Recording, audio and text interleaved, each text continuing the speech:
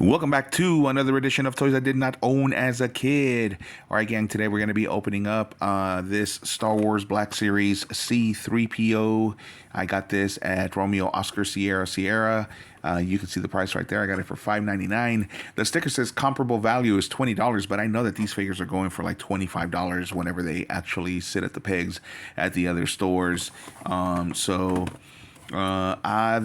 was something I could not resist. $6 for this kind of figure, and it's actually C-3PO, one of the main characters of the original Star Wars movie.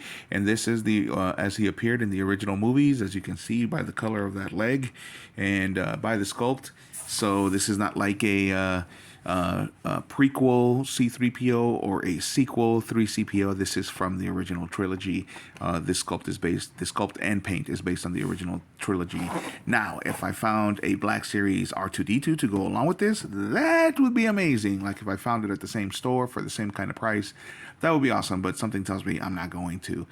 Anyway, so Star Wars, the Black Series. There we go. So it says year 2016. So I guess this was made in 2016. So somebody sold it to that store, to this store, after it warmed the pegs for almost 10 years. So all right, but we've seen the price. So let's get the sticker off. All right, sticker is off, so now we can appreciate that logo. For those of you inbox collectors, the box is a little damaged. The card over here is a little bit damaged, but that's not going to matter to me because I'm going to open this guy up. I do like the artwork. This is pretty cool. So it says C-3PO, 3CP0 really is what his name should have been, but everybody calls him 3CPO or 3PO for whatever reason. So C-3PO is a droid programmed for etiquette and protocol. Over the years, he was involved in some of the galaxy's most thrilling battles and is fluent in more than 7 million forms of communication. And the rest is just all the different languages that it comes in. I can do it in Spanish. C3P0 es un droide programado para la etiqueta y el protocolo. A través de los años se ha visto involucrado en algunas de las batallas más fascinantes de la galaxia y domina más de 7 millones de formas de comunicación. So, of course, if you're a Star Wars fan, you know exactly who this is, and you know why he's important in the Star Wars franchise. There we go, the Star Wars franchise.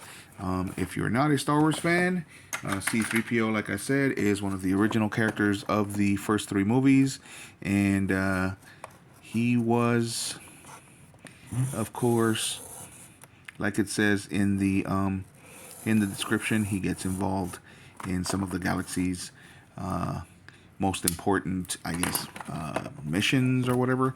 He's a big part of the story, basically. Kind of comic relief while a little bit of a sidekick at the same time.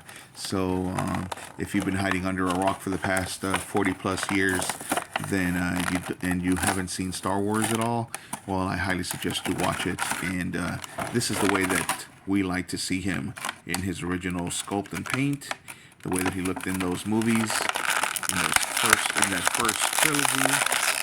Now let's check out what the big deal is with the Black Series. I'm going to be honest with you, this is my first figure with the Black Series, and so far, just from taking him out, pretty awesome.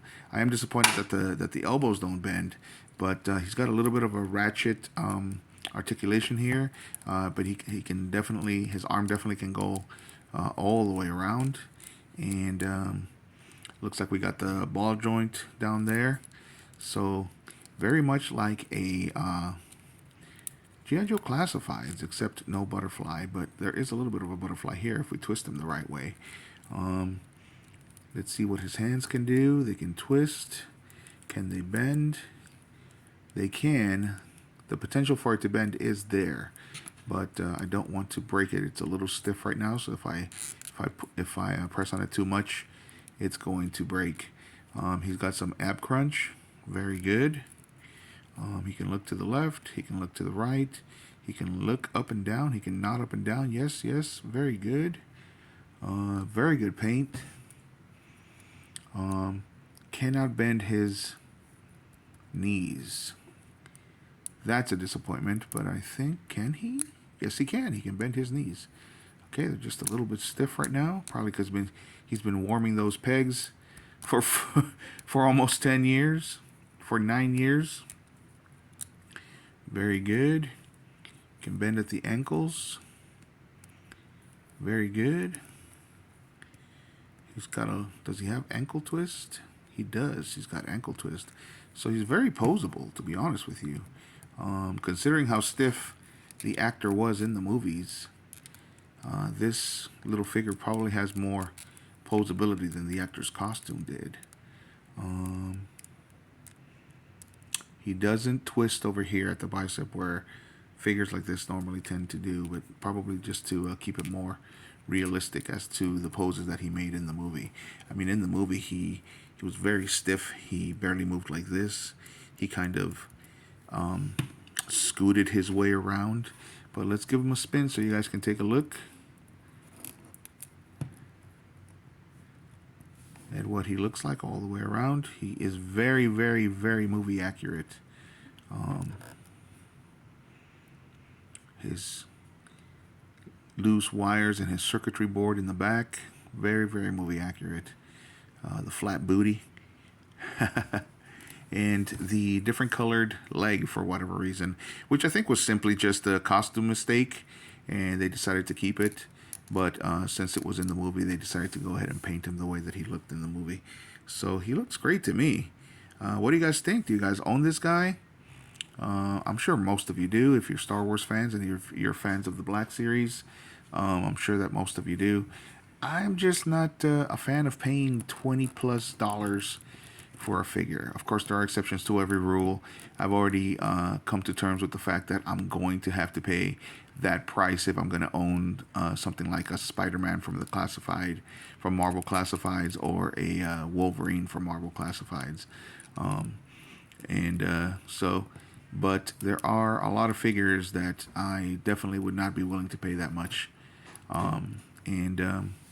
Like I said, since I found him at such a great price, I was like, heck yeah, I'm going to own myself a C-3PO, my first C-3PO. And he does look great. This is a great sculpt. I would definitely give this guy, considering that he doesn't bend at the elbows, I would give him, but I think they did that so that these wouldn't break, these little spots here. I'm sure that the engineers could have found a way to allow him to bend at the elbows a little bit. But no, I'm going to go ahead and give him a 10 out of 10. This is a very movie accurate figure. I love the sculpt. Quality of the plastic is pretty good. It's very lightweight, but not in a way that it feels cheap. And that paint is great. It's very accurate. I don't see any paint mistakes, not even in the eyes. Maybe. I think there might be a little bit of no, that was just a shadow. Paint is great. Great job. Like I said, very movie accurate. He stands on his own. And he looks great. He also does, of course, have the little holes so that you can probably put a stand on him. And but no, gang, I'm going to give this a solid 10 out of 10 here. Great figure. So I can definitely see why you guys like the Black Series when it comes to Star Wars. I'm just not a big enough Star Wars fan to be paying that much for those figures.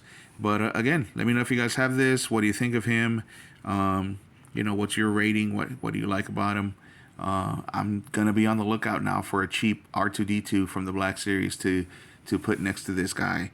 He displays great. All right, gang. Let me know what you think, as usual, in the comments. And also, as usual, if you like the video, hit a like. And if you like the content, subscribe. Thanks for watching.